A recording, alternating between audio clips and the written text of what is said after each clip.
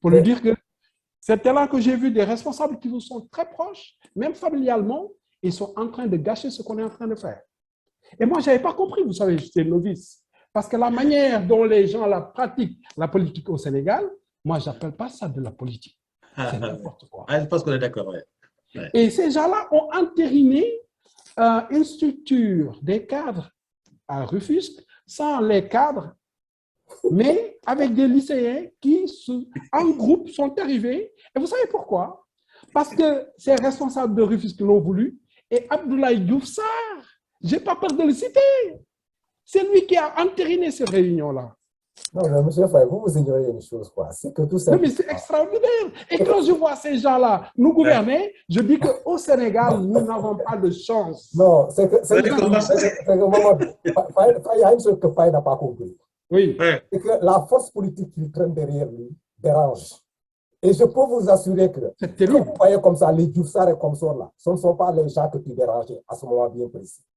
Vous avez bien dit tantôt que, au moment où vous avez défié comment dirais-je là, le Benno Bokk Yakaar au niveau du département. De Bargny, votre fief, n'est-ce pas? Qu'est-ce qui s'est passé après?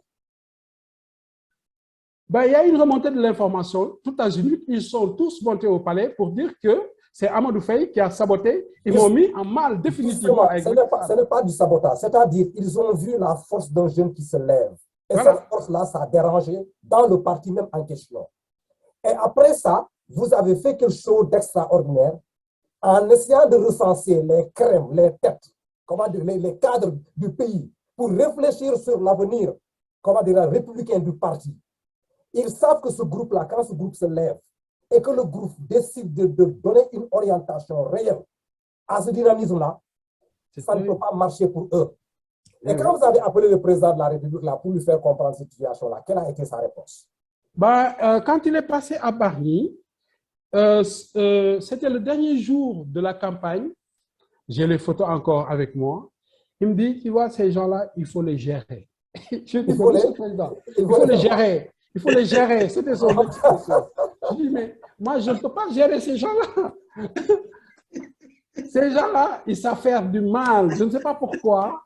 Et pourquoi ils sont comme ça, alors qu'ils veulent apporter du bien pour tout le monde, parce que c'est ça la politique. La récréation, c'est un leader. Il faut demander à ces gens-là, laissez ce jeune-là.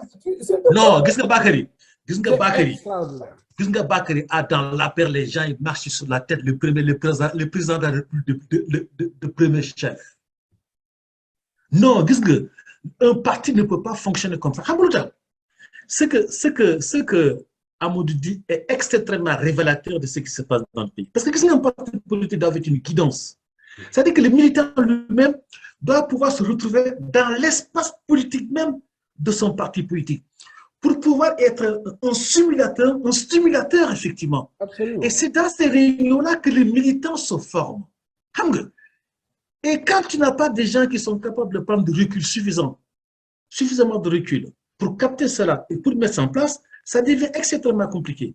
Mais quand celui qui est au chapeau, qui est le président qui te dit, mais ces gens-là, il faut les gérer. Attends, mais ça veut dire quoi gérer les gens? Tu vas les gérer comment? Il y a un seul truc qui est là. Tu as mis en place une certaine façon de fonctionner pour donner une autre façon, une autre vision de la paix. Que le président lui-même, au moment où tu l'as lancé, parce que s'il a cette posture-là, c'est parce qu'il n'avait pas tout compris la façon, effectivement, toi, tu avais mis les choses en place. Et c'est la façon sur laquelle il n'a pas compris cette façon de pouvoir mettre les choses en place. Et d'ailleurs, qu'est-ce que moi, c'est révélateur dans ça, parce que quelque part, je me suis dit, mais tu étais quand même en train de structurer le parti sans pour toi-même t'en rendre compte. Parce qu'il y a à certains manquements, à certaines façons de fonctionner. Parce que ce n'était plus un parti. Et jusqu'à présent, je suis le premier.